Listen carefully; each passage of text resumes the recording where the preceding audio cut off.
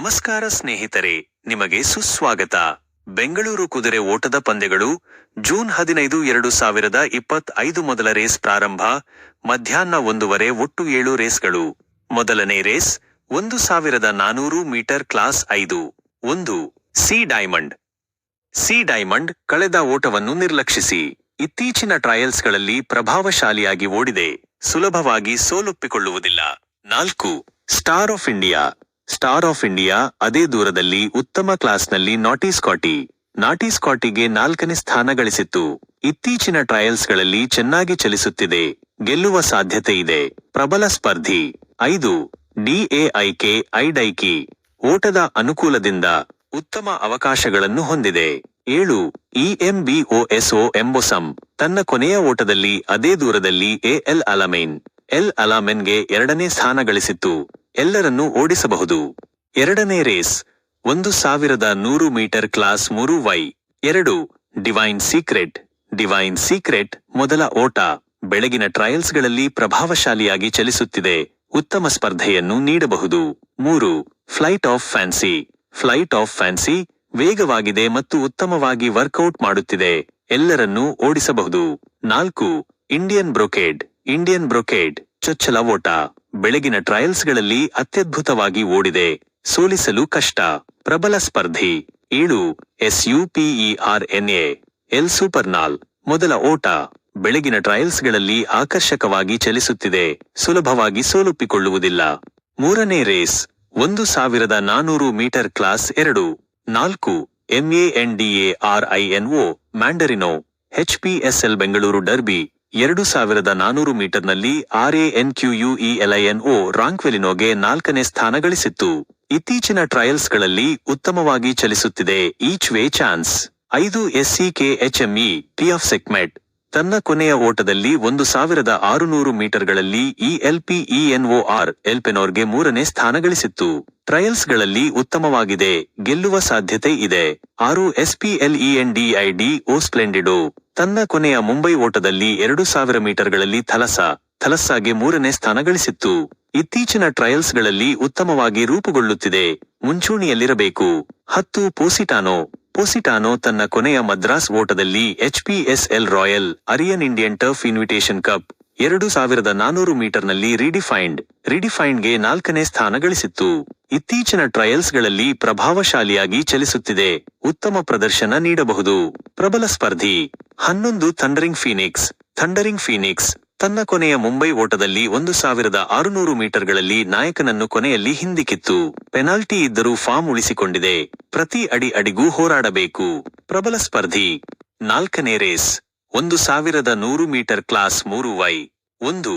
Double Your Money ವೇಗವಾಗಿದೆ ಮತ್ತು ಉತ್ತಮವಾಗಿ ವರ್ಕೌಟ್ ಮಾಡುತ್ತಿದೆ, ಎಲ್ಲರನ್ನೂ ಓಡಿಸಬಹುದು. 3. KONKRAH ಕೊಂಕ್ರಹ.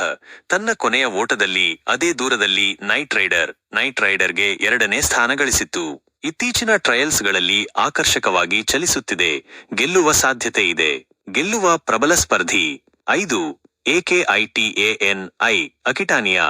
ತನ್ನ ಕೊನೆಯ ಮದ್ರಾಸ್ ಓಟದಲ್ಲಿ 1200 ಮೀಟರ್ಗಳಲ್ಲಿ ಎಕೋಸ್ ಆಫ್ ಟೈಮ್ಗೆ 2ನೇ ಸ್ಥಾನ ಗಳಿಸಿತ್ತು.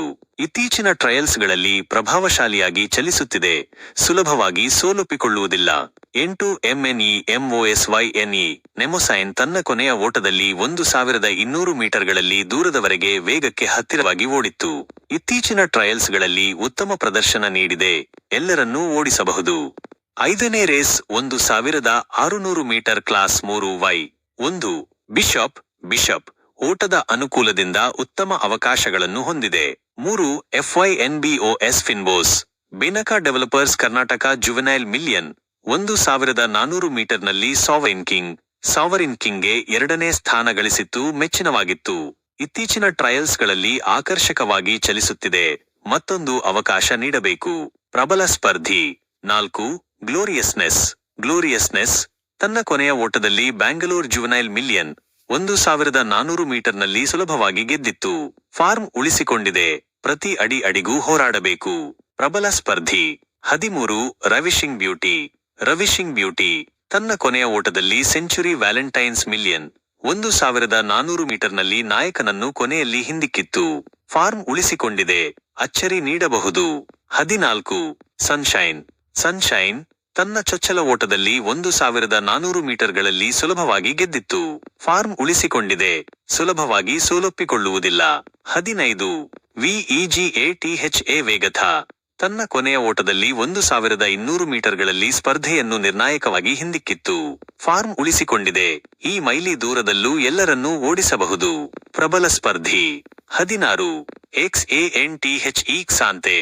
ಓಟದ ಅನುಕೂಲದಿಂದ ಉತ್ತಮ ಅವಕಾಶಗಳನ್ನು ಹೊಂದಿದೆ. 6ನೇ ರೇಸ್ 1400 ಮೀಟರ್ ಕ್ಲಾಸ್ 3.